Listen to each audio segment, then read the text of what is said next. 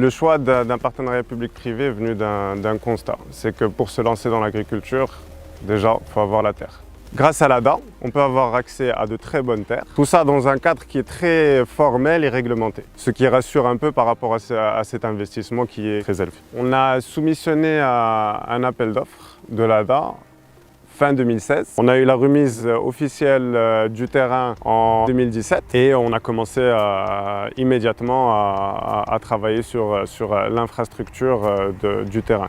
L'ADA était encore une fois là avec nous pour qu'on puisse rapidement avoir toute la documentation nécessaire, toutes les autorisations pour pouvoir réaliser l'investissement au plus vite. Et la preuve de cela, c'est qu'en seulement 12 mois, on a pu demander la main levée de réalisation du projet et avoir 110 hectares sur 117 totalement plantés, équipés en irrigation goutte à goutte à la pointe de la technologie, clôturés avec tous les bâtiments annexes construits, tout était opérationnel en 12 mois, jour pour jour.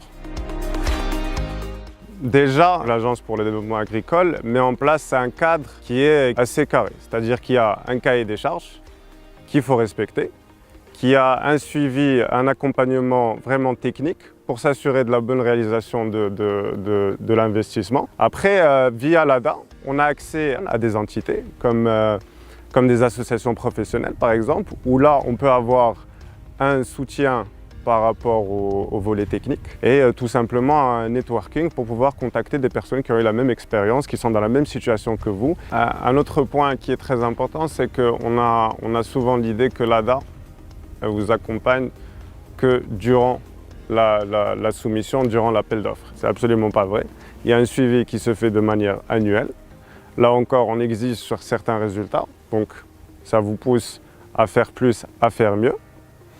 Mais aussi, après, dans la valorisation de vos produits. Et là, l'ADA aussi intervient avec des départements qui sont spécialisés dans la valorisation de ce produit. Et c'est là vraiment qu'on voit la réelle valeur ajoutée du soutien de l'ADA.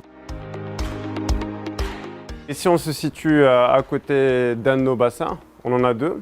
Donc ça, c'est un bassin d'une capacité de 80 000 m3 qui sont construits dans un bassin qui fait 200 mètres sur à peu près 100 mètres. C'est 5 mètres de profondeur. C'est un très gros volume qu'on a aussi choisi de faire en deux morceaux. C'est-à-dire qu'il y a une petite partie où c'est un espace de décantation.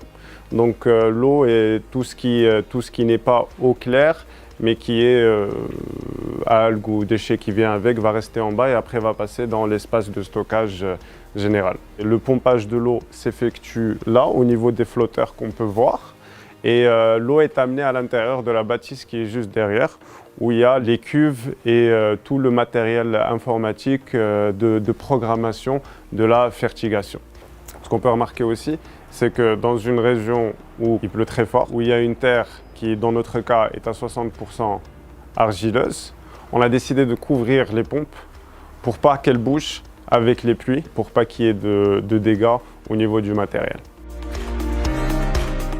Là, on est au niveau du verger de grenadier. Ici, on a planté un tout petit peu moins de 20 hectares de grenadier. Nous, on est allé sur une variété turque qui s'appelle Hikaz. C'est un fruit qu'on a choisi justement parce qu'il a une forte valeur ajoutée au niveau de la transformation.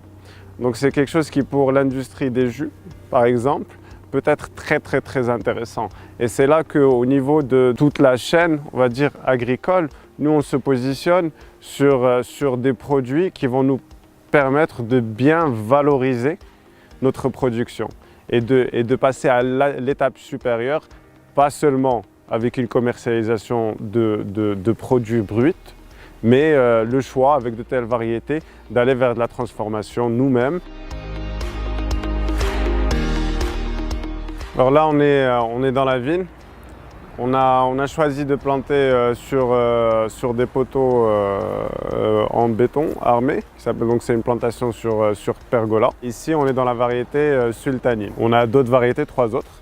Et on a la Muscat d'Italie, la Michel Palieri et la Victoria. On a eu la preuve cette année au bout d'un an de plantation, que notre pari était un bon pari, qu'on avait gagné ce pari, parce qu'on a des variétés qui, dès la première année, nous ont donné jusqu'à 10 tonnes par hectare, qui est assez exceptionnel pour une première année.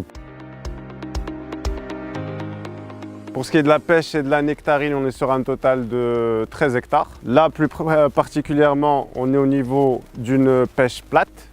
C'est une variété assez nouvelle sur le marché marocain. La variété s'appelle Samantha. C'est une pêche plate qui est précoce. Au niveau esthétique et au niveau du calibre, là encore, c'est de la nouveauté. Pour la pêche et la nectarine, on a 5 variétés, 3 qui sont nouvelles et la totalité qui est précoce pour la région.